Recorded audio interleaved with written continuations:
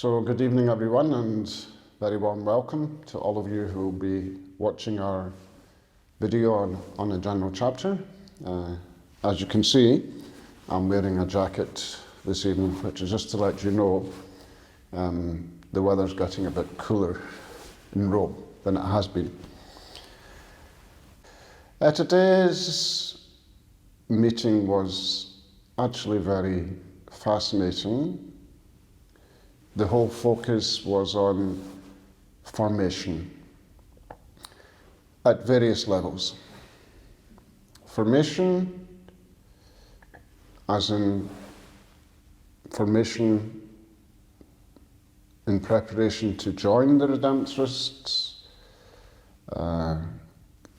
formation as students, and formation for priesthood and Redemptorist mission. So we spent quite a lot of time this morning on the fact that all over the congregation, all over the world, that these processes happen not just in one country, but in countries joining together, which brings a certain richness for all those concerned. And it was good to see and listen to the vision behind it. But we didn't stop simply at the idea of initial formation, which is what we call preparation, either to be a brother or a Redemptorist priest.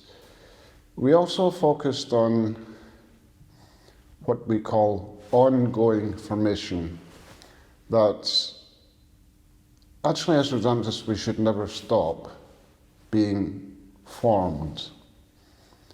And our communities should all be houses of formation.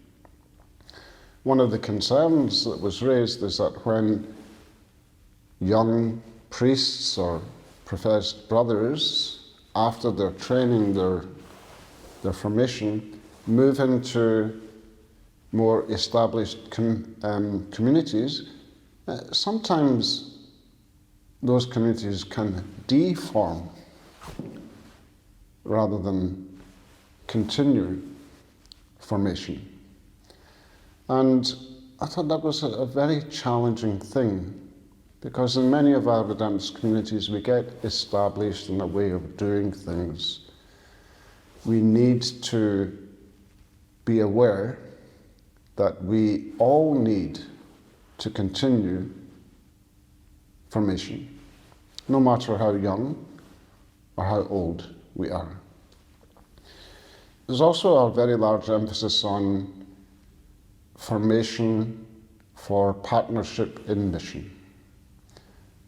This is happening in many, many places around the world, and that insofar as possible, we should try to bind these together so that as our partners in mission, lay partners in mission, begin to share more and more of their lives, they will also have a very good formation for our apostolic life.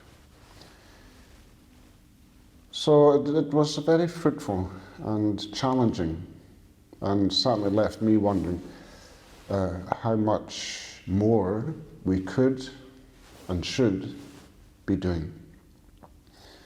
Then this afternoon, we had again a very interesting video and discussion around Europe and its plans for restructuring, which is already taking place in many ways, and many of the challenges that they face. The biggest area seems to be that, there's a large loss of faith in Europe,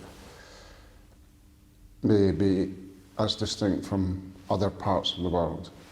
And how do Redemptorists respond to that pastorally, spiritually, that we can't just carry on as if the world is what it was 100 years ago. So the challenge for Europe, and not just Europe, I think for all of us, is how do we engage with those for whom the church, Christianity, is no longer meaningful. And these are the kind of people that St. Alphonsus would go looking for.